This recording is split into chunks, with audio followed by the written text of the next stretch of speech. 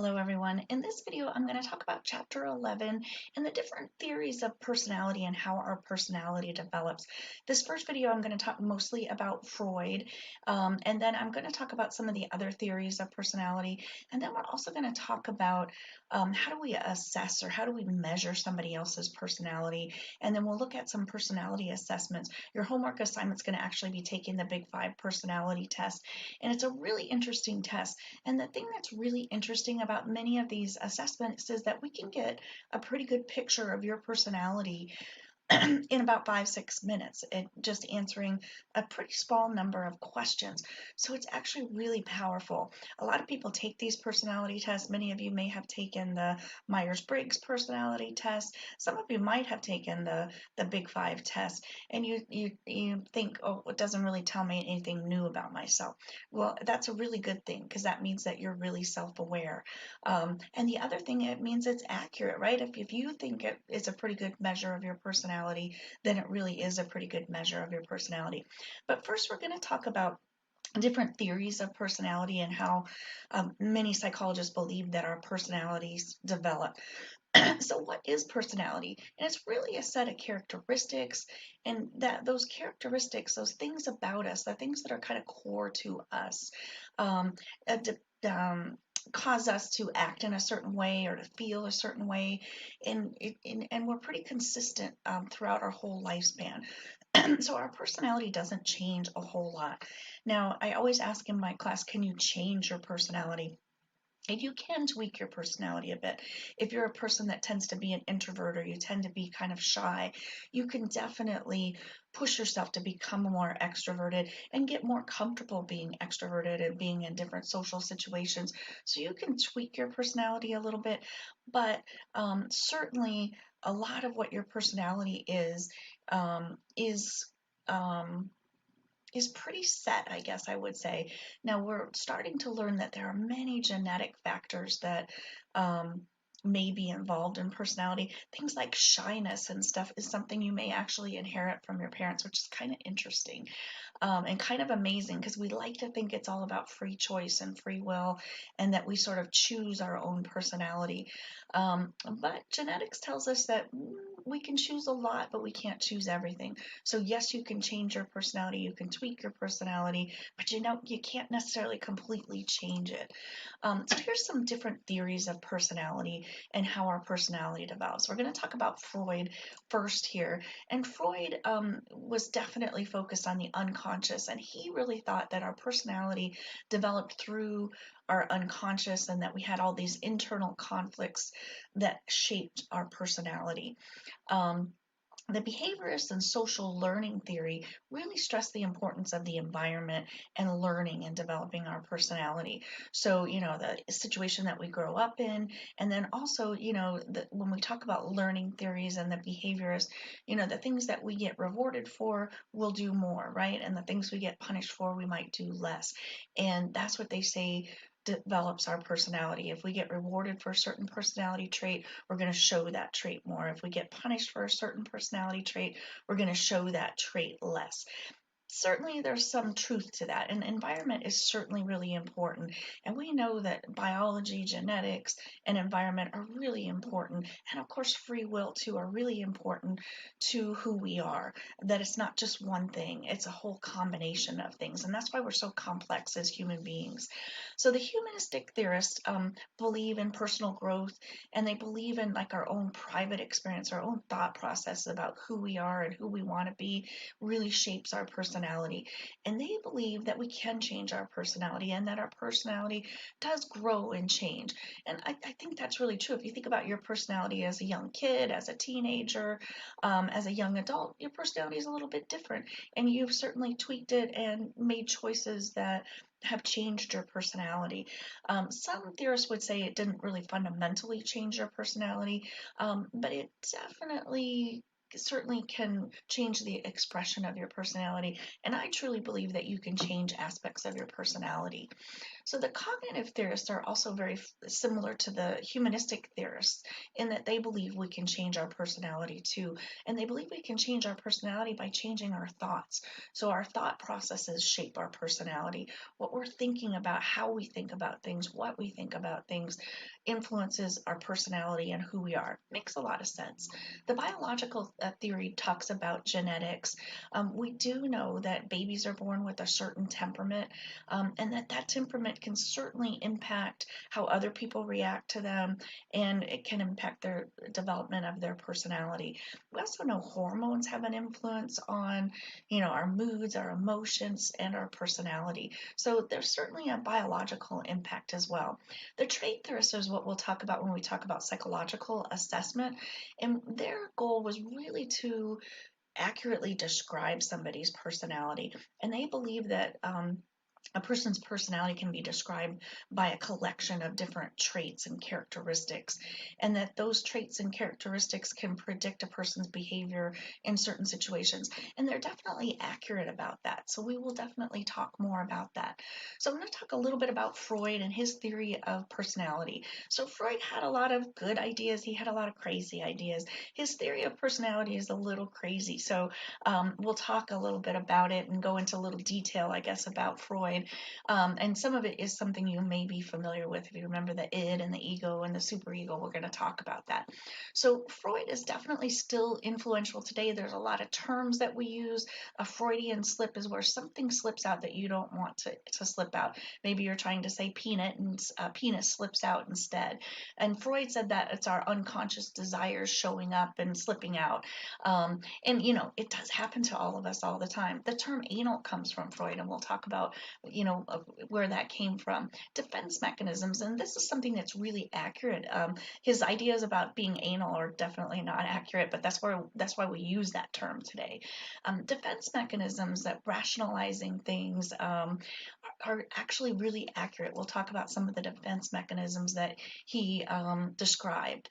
He talked about repression and denial and projection. So we'll talk about that. So Freud, you guys probably remember, was a doctor in Vienna, and he had a lot of patients that were coming to him with physical ailments that he really couldn't find any physical cause to. Women would say that their arm was paralyzed or their hand was paralyzed, and he surmised that maybe there was something psychological going on. So he began his work by using hypnosis. He was a contemporary of Mesmer, who was the original person that used hypnosis, but eventually he switched to his theory of psychoanalysis and free association, where he just allowed people to talk and share what was going on in their mind and what they were thinking about. So more than 100 years later, his work is still influential and pretty controversial.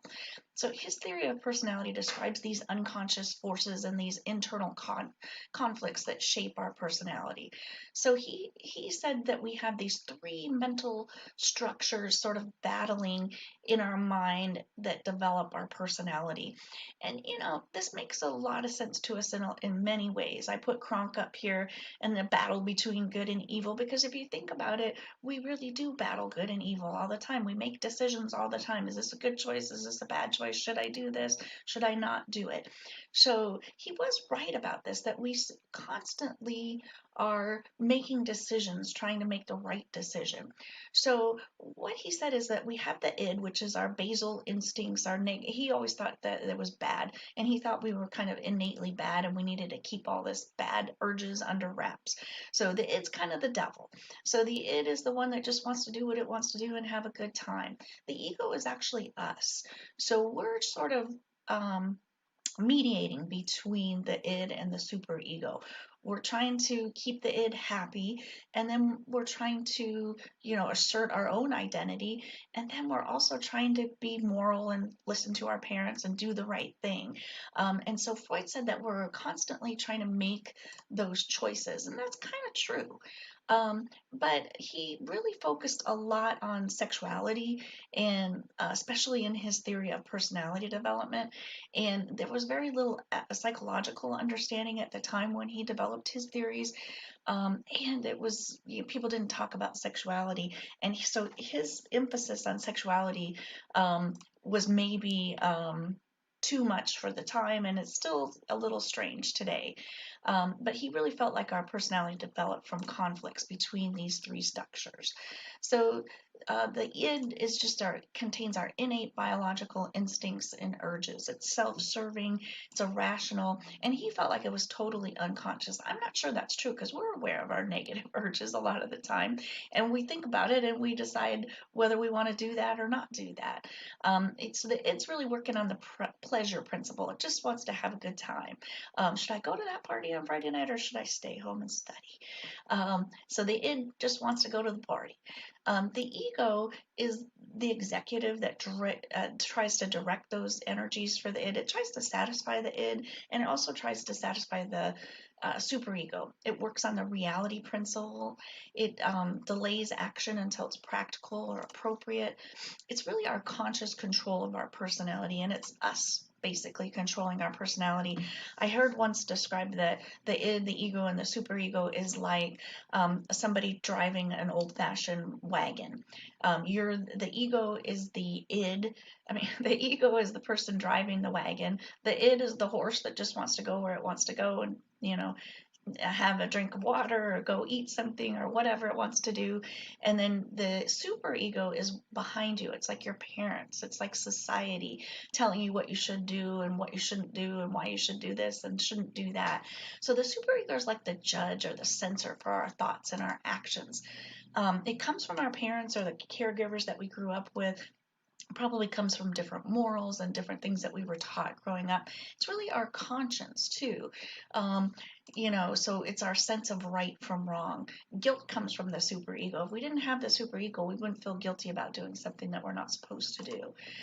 Anxiety and shame come from the superegos. We think criminals have a weak superego. They're not so concerned about society and doing the right thing, right? So that's his theory in a nutshell. Then he also came up with this theory of psychosexual stages of personality development, and this is where it gets a little bit weird. So he felt like the majority of our personality is formed before age 6. So he was one of those people that believe that we can't change our personality, that most of it's formed by age 6. We definitely don't agree with that. And in his psychosexual stages, he said at each stage, a part of the child's body becomes the primary erogenous zone or pleasure zone. So the first stage, if you've ever been around little kids, little toddlers, they're sticking everything in their mouth and they're chewing on everything. After they are teething, so they're trying to do that as well. But they're sort of exploring the world with their mouths. And that was his first stage, which we'll talk about. And he also believed that if a child isn't able to satisfy those particular needs at certain stages, that they're going to have what he called a fixation. And that they'll always have issues with that. And we'll talk about oral fixation. But a fixation is just an unresolved conflict or an emotional hangup that person has, either because they overindulged in something when they were young, or they had a particular frustration at the particular psychosexual stage. And we'll talk a little bit about those frustrations and being anal and things like that, because that's one of the things that he said was caused by fixation in one of these stages. So the oral stage is the first stage, so 0 to 18 months. The infant gets most of its pleasure from its mouth, from eating and sucking and chewing and gumming on objects. And they're saying oral fixations can occur if the baby isn't able to satisfy those oral urges, and then they're going to have fixations in adulthood. So this is all Freud's theory. So he said that, if you didn't get to satisfy those needs as an infant, you might be a smoker as an adult. You might bite your nails. You might drink alcohol. You might chew gum. You might chew on everything. I had a neighbor kid that no matter when he was young, especially, he was always chewing on something. It could have been a piece of plastic or something, and he was chewing on it.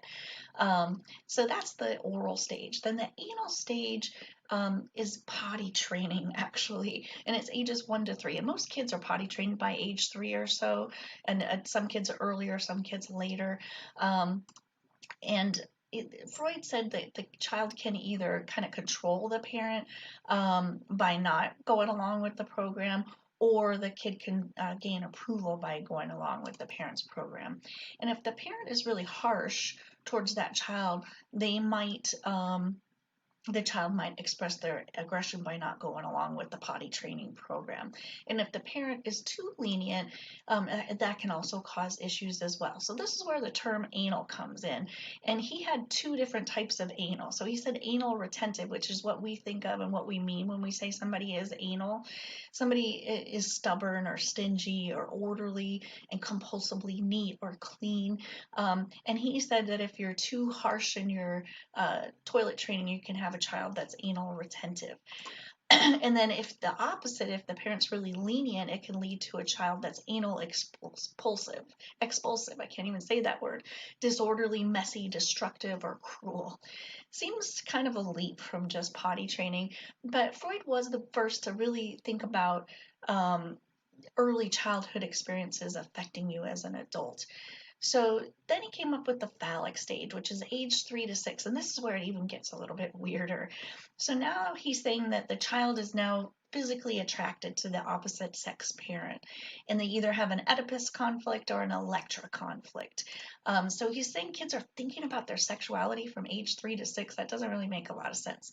So that the boy feels rivalry with his father for his mother's affection, and he might feel threatened by father, might have castration anxiety, if you've ever heard that term, and that the boy has to identify with his father to resolve this conflict. And the Electra conflict is the same thing for girls. The girls are in love with their father and feels in competition with their mother for their father's affection.